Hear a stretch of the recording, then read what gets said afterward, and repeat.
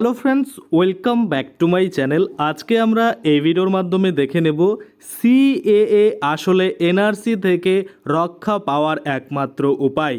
অর্থাৎ এই যে সিএএ রয়েছে, অর্থাৎ সিটিজেনশিপ অ্যামেন্ডমেন্ট অ্যাক্ট রয়েছে, এটা আপনারা হয়তো সকলেই জানেন যে নাগরিকত্ব দেওয়ার আইন, নেওয়ার কিন্তু না। কিন্তু কিভাবে আপনার এখানে কিন্তু নাগরিকত্ব যেতে পারে বা এই সিএ এর মাধ্যমে আপনারা আবেদন করে নাগরিকত্ব পাবেন কি না, যদি আপনারা সিএ এর মাধ্যমে আবেদন না করেন সেক্ষেত্রে এই এনআরসি হলে আপনাদের কি প্রবলেম হতে পারে, একদম নিরপেক্ষভাবে আমি আলোচনা করব। আপনারা অবশ্যই ভিডিওটা প্রথম থেকে শেষ পর্যন্ত দেখবেন, তাহলেই কিন্তু বুঝতে পারবেন এই যে সিএএ রয়েছে এখানে আপনার আবেদন করার প্রয়োজন রয়েছে না প্রয়োজন নেই। প্রথমত আমরা দেখব সিএতে কাদের আবেদন করতে হবে এবং কাদের আবেদন করতে হবে না, এবং দ্বিতীয়ত আমরা দেখব যদি কারা সিএতে আবেদন করে তাদের ক্ষেত্রে কি হবে এবং যারা করবে না তাদের কি হবে, এবং শেষে আমরা এটাও দেখব যদি এনআরসি লাগু হয় তাহলে আপনাদের কি কি ডকুমেন্ট লাগবে।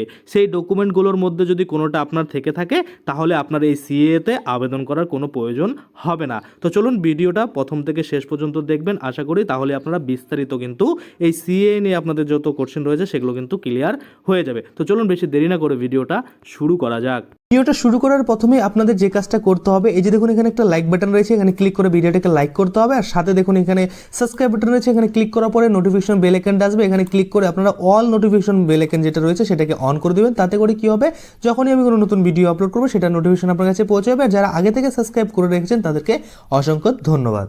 প্রথমত আমরা দেখে নিই যে কাদের কিন্তু এই সিএতে আবেদন করতে বলা হয়েছে। দেখুন, নাগরিকত্ব সংশোধনীয় আইন অর্থাৎ সিএ কি, কোথায় এবং কিভাবে তার মারফত কিন্তু নাগরিকত্বের শংসাপত্র পেতে আবেদন করতে হবে, এরকম বিভিন্ন বিষয় ইতিমধ্যে কিন্তু খোলসা করার চেষ্টা করেছে কেন্দ্রীয় স্বরাষ্ট্র মন্ত্রক, কিন্তু তাতেও ধোঁয়াশা পুরোপুরি কাটছে না। এখনও কিন্তু স্পষ্ট নয় যে বহু প্রশ্নের উত্তর সেগুলো কি আমি আপনাদের এখানে দেখাচ্ছি। দেখুন, এখানে অনেক কোশ্চেন রয়েছে, তার মধ্যে ভারতের নাগরিক কারা বা কারা সিএতে আবেদন করবে না সেটা কিন্তু এখানে বলা হয়েছে। দেখুন, এদেশের নাগরিকত্ব আইনের ব্যাখ্যা করে স্বরাষ্ট্র মন্ত্রক জানিয়েছে, 1 নম্বরে বলেছে 1950 সালের 26শে জানুয়ারির আগে যাদের অবিভক্ত ভারতে জন্ম এবং স্বাধীনতার পরেও যারা ভারতেই থেকে গিয়েছেন তারা সকলেই ভারতীয় নাগরিক। এবং দ্বিতীয়ত বলেছে 1950 সালের 26শে জানুয়ারির আগে যাদের অবিভক্ত ভারতে জন্ম এবং ওই সময়ের মধ্যে যারা পাকাপাকিভাবে থাকার জন্য এদেশে চলে এসেছে তারাও কিন্তু ভারতীয় নাগরিক। এবং 3 নম্বরে বলেছে 1950 সালের 26শে জানুয়ারি থেকে 1987 সালের 1 জুলাইয়ের আগে যারা ভারতে জন্মেছে তারা সকলেই কিন্তু ভারতীয় নাগরিক। এবং 4 নম্বরে বলছে 1987 সালের 1 জুলাই থেকে বা 1 জুলাই থেকে কিন্তু 2004 সালের 2রা ডিসেম্বরের মধ্যে এদেশে যাদের জন্ম তাদের বাবা মায়ের মধ্যে অন্তত একজন ভারতের নাগরিক হলেই তিনিও কিন্তু ভারতীয়। এবং 5 নম্বর বলেছে 2004 সালের ডিসেম্বরের 3 তারিখের পরে যারা এদেশে জন্মেছে তাদের বাবা মা দুজনকেই ভারতীয় হতে হবে এবং তাহলেই কিন্তু তিনি এদেশের নাগরিক হবে। কিন্তু বাবা মায়ের মধ্যে অন্তত একজন ভারতীয় নাগরিক না হলেই কিন্তু সন্তানের নাগরিকত্ব নিয়ে প্রশ্ন হতে পারে। এবার এখানে কথা হচ্ছে সিএতে কাদের আবেদন করার প্রয়োজন নেই। দেখুন কি বলেছে, নাগরিকত্ব আইনের ব্যাখ্যায় যারা 1 থেকে 4-এর মধ্যে তাদের আবেদন করার প্রয়োজন নেই। এই যে 1 থেকে 4 নম্বর পয়েন্ট আমি বললাম, এই পয়েন্টের মধ্যে যারা পড়ছে তাদের কিন্তু আবেদন করার প্রয়োজন নেই। এবং তারপরে যদি আমরা এখানে দেখি যে সংশোধিত নাগরিকত্ব আইন যে রয়েছে কাদের আবেদন করার কথা ভাবতে হচ্ছে। দেখুন, 2014 সালের 31শে ডিসেম্বরের মধ্যে বাংলাদেশ, পাকিস্তান, আফগানিস্তানের মতো দেশ থেকে যে সমস্ত অমুসলিমরা অর্থাৎ হিন্দু, শিখ, খ্রিস্টান, বৌদ্ধ, জৈন, পার্সি ধর্মীয় অত্যাচারের কারণে এদেশে এসে আশ্রয় নিয়েছে এবং অন্তত 5 বছর ধরে কিন্তু ভারতে বসবাস করছেন, তারা কিন্তু এই যে সিএ রয়েছে সেখানে আবেদন করে তারা নাগরিকত্ব পেতে পারে, এটা কিন্তু এখানে বলা হয়েছে। এবং 5 নম্বর বলছে 5 নম্বরের অন্তর্ভুক্ত তাদেরও আবেদন করার কথা ভাবতে হতে পারে। অর্থাৎ এই যে 5 নম্বরে যে আমরা দেখছিলাম, অর্থাৎ 2004 সালের ডিসেম্বরের 3 তারিখের পরে যাদের জন্ম তাদের কিন্তু বাবা মা দুজনকেই ভারতীয় হতে হবে। যদি একজন বাংলাদেশি হয় সেক্ষেত্রে কিন্তু তাদের সিএতে আবেদন করতে হবে। এবার দেখুন এখানে বলা হয়েছে যে সমস্ত নথি চাওয়া হয়েছে তার তালিকা তো দীর্ঘ, কারো কাছে নথি না থাকলে কি হবে। দেখুন, আবেদনকারীর কাছে যদি নাগরিকত্বের আবেদনের জন্য প্রমাণ নথি না থাকে বা ডকুমেন্টস না থাকে তাহলে জেলা স্তরে থাকা যাচাই কমিটি বাড়তি নথি জমা দিতে বলতে পারে, কিন্তু তারপরেও আবেদনকারী নথি দিতে না পারলে সেই আবেদন খারিজ হতে পারে। সেক্ষেত্রে ওই ব্যক্তিকে অনুপ্রবেশকারী হিসাবে ধরে নেওয়া হবে নাকি ফের আবেদনের সুযোগ দেওয়া হবে সেই নিয়ে বিষয়টি কিন্তু এখনও পরিষ্কার নয়। এবং দেখুন, সিএ মারফত নাগরিকত্ব পাওয়ার প্রশ্নে ধর্ম একটি বড় বিষয়, কিন্তু কার ধর্ম কি কীভাবে প্রমাণ হবে। দেখুন এখানে সেক্ষেত্রে বলেছে যে পাকিস্তান, আফগানিস্তান ও বাংলাদেশের বাংলাদেশের মতো জায়গা থেকে যারা মনে করুন যে ধর্মীয় উৎপীড়নের কারণে এখানে বসবাস করেছে বা ওখান থেকে পালিয়ে এসে ভারতে আশ্রয় নিয়েছে, তাদের ক্ষেত্রেই কিন্তু এখানে এই যে ধর্মের প্রশ্ন সেটা কিন্তু উঠছে। কারণ জানুন আপনারা যে পাকিস্তান, আফগানিস্তান ও বাংলাদেশে যারা হিন্দু ছিল তাদের কিন্তু ধর্মের অনেক উৎপাদন হতো এবং সেখান থেকে তারা পালাতে বাধ্য হয়েছে এবং বাধ্য হয়ে ভারতে কিন্তু তারা আশ্রয় নিয়েছে। তো দেখুন এখানে কি বলা হয়েছে, যা এখানে দেখুন পাকিস্তান, আফগানিস্তান ও বাংলাদেশের এমন কোনো সরকারি নথি যাতে ধর্মের উল্লেখ আছে সেটা কিন্তু দিতে হবে। তো এটা সম্ভব না, পাকিস্তান, আফগানিস্তান, বাংলাদেশ থেকে যারা এসেছে তাদের কাছে ডকুমেন্টস নেই।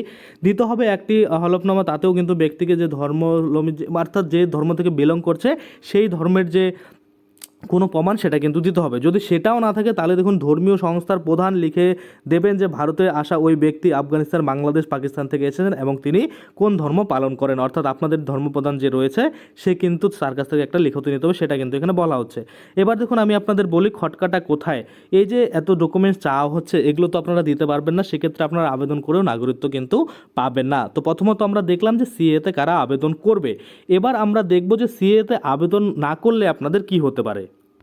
এবার আমি আপনাদের বলি, এই যে ধরুন এই আবেদন ফর্ম রয়েছে, এই আবেদন ফর্ম আপনারা ফিল আপ করলেন না, সবার ক্ষেত্রে আলাদা আলাদা ফর্ম আসবে, আপনি যেরকম কোশ্চেনের উত্তর দেবেন সেই অনুযায়ী কিন্তু আপনার ফর্ম খুলবে।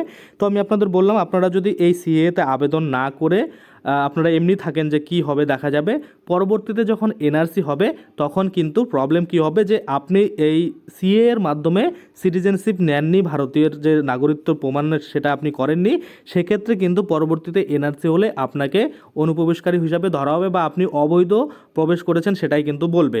তো আপনারা যারা বাইরে থেকে এসেছেন অবশ্যই তাদের কিন্তু এই সিএ এর মাধ্যমে একটা সার্টিফিকেট কালেক্ট করে নেওয়া দরকার, যাতে পরবর্তীতে এনআরসি হলে সেই সার্টিফিকেট দেখিয়ে আপনারা কিন্তু বাঁচতে পারেন। কারণ এখন যদি আপনারা সিএতে আবেদন না করেন সেক্ষেত্রে পরবর্তীতে যখন এনআরসি হবে তখন কিন্তু আপনাদের দেশ থেকে কিন্তু যেরকম ডিটেনশন ক্যাম্পে পাঠিয়ে দেওয়া হয় তেমন কিন্তু পাঠাতে পারে। কারণ আপনারা হয়তো সকলেই জানেন যে প্রথমত সরকার একটা আইন দেওয়ার একটা আইন চালু করেছে যেখানে নাগরিকত্ব দেওয়া হবে, এবং সেই নাগরিকত্ব যদি আপনারা এখন না নেন পরবর্তীতে যখন এনআরসিতে নাম তুলতে যাবেন তখন কিন্তু আপনার নাম নাও তুলতে পারে বা আপনাদের কিন্তু ডিটেনশন ক্যাম্পে পাঠিয়ে দিতে পারে। তো সেক্ষেত্রে যাদের কাছে বৈধ কিছু ডকুমেন্ট আছে তারা তো পেয়ে যাচ্ছেন সহজেই নাগরিকত্ব, এবং যাদের কাছে নেই তারাও কোনোভাবে ব্যবস্থা করে যদি করতে পারেন আবেদন সিএতে, তাহলে আবেদন করে অবশ্যই সার্টিফিকেট কালেক্ট করে রাখবেন।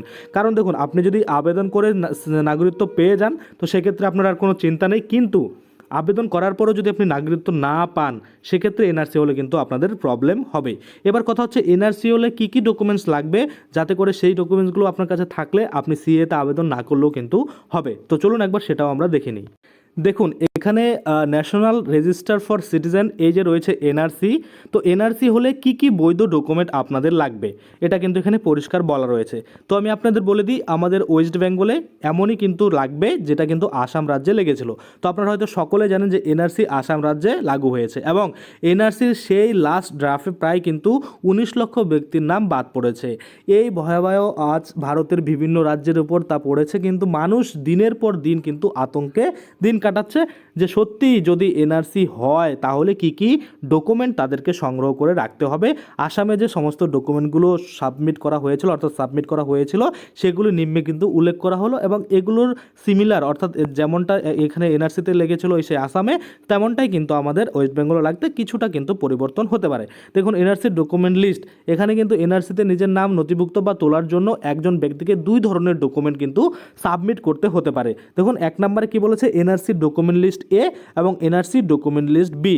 এটা হয়তো আপনারা সিএ আবেদন করতে গিয়ে ওখানেও দেখেছেন, ওখানে কিন্তু প্রথম ডকুমেন্ট লিস্ট বা দ্বিতীয় ডকুমেন্ট লিস্ট সেইভাবে কিন্তু রয়েছে, অর্থাৎ ডকুমেন্ট লিস্ট এ, ডকুমেন্ট লিস্ট বি রয়েছে। প্রথম ডকুমেন্টসটা কিন্তু আপনাদের বাংলাদেশের ডকুমেন্টস চাওয়া হয়েছে, অর্থাৎ ডকুমেন্টস লিস্ট এর মধ্যে আপনাদের বাংলাদেশের নথির মধ্যে যে কোনো একটা চাওয়া হয়েছে, এবং পরবর্তী অর্থাৎ ডকুমেন্ট লিস্ট বি এর মধ্যে কিন্তু আপনাদের ভারতীয় 20টা ডকুমেন্টসের মধ্যে যে কোনো একটা কিন্তু চাওয়া হয়েছে, এটা সি এর ক্ষেত্রে। তো তেমনটাই কিন্তু এনআরসির ক্ষেত্রেও রয়েছে। দেখুন আসামে যখন চালু হয়েছিল সেখানে কিন্তু এনআরসি ডকুমেন্ট লিস্ট এ এবং এনআরসি ডকুমেন্ট লিস্ট বি করে কিন্তু দেওয়া হয়েছিল। এবার যদি আমরা দেখি যে এর মধ্যে কি রয়েছে, অর্থাৎ ডকুমেন্ট লিস্ট এ হিসাবে জমা দিতে হবে ওই ব্যক্তির নিজের বা ওই ব্যক্তির পূর্বপুরুষের ডকুমেন্ট, যেগুলো 1971-এর 24শে মার্চের মধ্যরাতের আগে কিন্তু ইস্যু করা হয়েছিল। দেখুন এটা কিন্তু আমি আসাম রাজ্যের জন্য বলছি, যখন ওয়েস্ট বেঙ্গলের জন্য অফিসিয়ালি এনআরসি নিয়ে কখন কোনো মানে ডকুমেন্ট লিস্ট বেরোবে তখন কিন্তু সেটা নিয়ে আমি ভিডিও বানাবো। দেখুন ডকুমেন্ট লিস্ট এর মধ্যে যে কোনো একটি জমা দিতে হবে, সেটি হচ্ছে দেখুন 1 নম্বরে বলেছে 1951 সালের যে এনআরসি তে নাম তোলার যে লিস্ট বা আপনি নাম তুলেছেন সেই যে লিস্ট রয়েছে বা কপি কিছু রয়েছে সেটা থাকলে কিন্তু হয়ে যাবে। এবং ইলেকটোরাল রোল যেটা রয়েছে, যেটা কিন্তু 24শে মার্চ অর্থাৎ 24শে মার্চের মধ্যরাত 1971 সালের মধ্যে থাকতে হবে, তাহলে কিন্তু আপনারা সেটা দেখালেও মানে এই এনআরসিতে আপনারা নাম তুলতে পারবেন। এবং তারপরে যেটা রয়েছে 3 নম্বরে ল্যান্ড অ্যান্ড টেন্যান্সি রেকর্ড, জমি ও ভাড়াটে রেকর্ড যদি আপনার কাছে থাকে, নাগরিকত্বের যে সার্টিফিকেট অর্থাৎ সিটিজেনশিপ সার্টিফিকেট যখন দেওয়া হয়েছিল সেটা যদি আপনি কালেক্ট করে থাকেন সেটা যদি আপনার কাছে থাকে। 5 নম্বরে বলছে পার্মানেন্ট রেসিডেন্টাল সার্টিফিকেট অর্থাৎ স্থায়ী আবাসিক সার্টিফিকেট যদি আপনার কাছে থাকে তাহলেও হবে। এবং 6 নম্বরে রিফিউজি রেজিস্ট্রেশন সার্টিফিকেট অর্থাৎ শরণার্থী নিবন্ধীকরণ সার্টিফিকেট যেটা হয়ে থাকে সেটা যদি আপনার কাছে থাকে তাহলেও হবে। এবং 7 নম্বরে বলছে পাসপোর্ট যদি আপনার কাছে থেকে থাকে, এবং any government issued licence certificate যেটা গভর্নমেন্ট দ্বারা আর কি সরকার দ্বারা ইস্যু করা হয়েছে সেটা কিন্তু দেখালেই আপনাদের এখানে হয়ে যাবে। এবং 9 নম্বরে বলেছে গভর্নমেন্ট আপনি যদি সার্ভিস করে থাকেন এমপ্লয়ি সার্টিফিকেট থেকে যেটাই থাকে না কেন তাহলে হয়ে যাবে। ব্যাংক পাসবুক, পোস্ট অফিসের অ্যাকাউন্ট যেটাই আপনার কাছে থাকবে সেটা দিয়ে হয়ে যাবে। বার্থ সার্টিফিকেট থাকলে বার্থ সার্টিফিকেট দিয়ে হয়ে যাবে। বোর্ড ইউনিভার্সিটি এডুকেশন সার্টিফিকেট সেটা দিয়ে হয়ে যাবে। এবং কোর্ট রেকর্ড যদি থাকে, ধরুন আপনার কোর্টে কোনো কেস কাছারি চলছিল তো কেসের যদি কোনো ডকুমেন্টস থাকে সেটা দিয়েও কিন্তু আপনারা এখানে আবেদন করতে পারবেন। এবার যদি এমনটা হয় যে ওই ব্যক্তির ডকুমেন্ট লিস্ট এর যে ডকুমেন্ট জমা দিলেন সেটি ওই ব্যক্তির পূর্বপুরুষের হয়, মানে সোজাভাবে বললে ওই ব্যক্তির নিজের নাম যদি ওই ডকুমেন্টে না থাকে যা ডকুমেন্ট লিস্ট থেকে এ থেকে কিন্তু দিবেন, তাহলে ওই ব্যক্তিকে আরও একটি ডকুমেন্ট কিন্তু জমা দিতে হবে লিস্ট বি থেকে অর্থাৎ ডকুমেন্ট লিস্ট বি থেকে। সেই ডকুমেন্টে স্পষ্ট করে উল্লেখ করা থাকবে যে লিস্ট এর ডকুমেন্ট উল্লেখিত পূর্বপুরুষের সাথে ওই ব্যক্তির সম্পর্কটি কী ধরনের। আমি একটু পরে আপনাদের দেখাবো সেরকম একটা ডকুমেন্টস। এই প্রসঙ্গে জানিয়ে রাখি যে ওই সম্পর্কটি হতে হবে শুধুমাত্র বাবা বা মা বা ঠাকুরদা বা ঠাকুরমা বা ঠাকুরদার বাবা বা ঠাকুরদার মা বাবা, এই রকম। অর্থাৎ জেঠু কাকু মামা মাসি পিসি ভাই বোন এইসব সম্পর্কগুলি হলে তাদের কোনো ডকুমেন্ট গ্রহণযোগ্য হবে না। এটুকু জায়গা আপনারা একটু ভালো করে বুঝুন।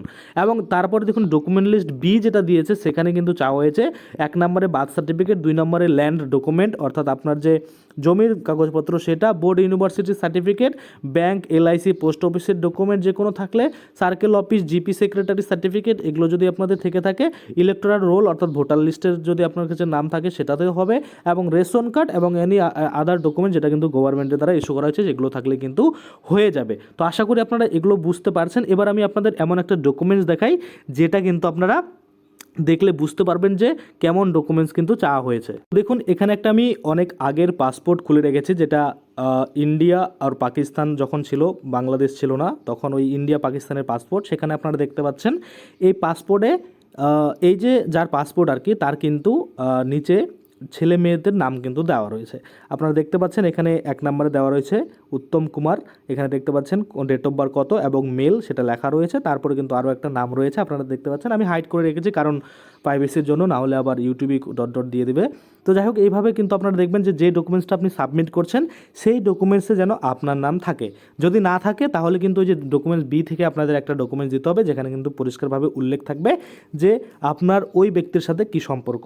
আশা করি আপনারা বুঝতে পারছেন। এবার আমরা দেখব এনআরসি নিয়ে আপনাদের মনে অনেক কোশ্চেন থাকে। দেখুন এফএকিউ অর্থাৎ frequently asked questions of NRC, এখানে বলা হয়েছে এনআরসি কি পুরো ভারতবর্ষে হবে।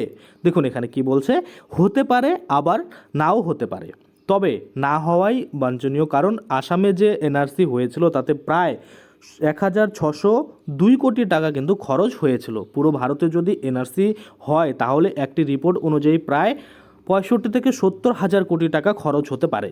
দ্বিতীয় বা তৃতীয় দফা যদি করা হয় তাহলে খরচের পরিমাণ আরও অনেক বেড়ে যাবে।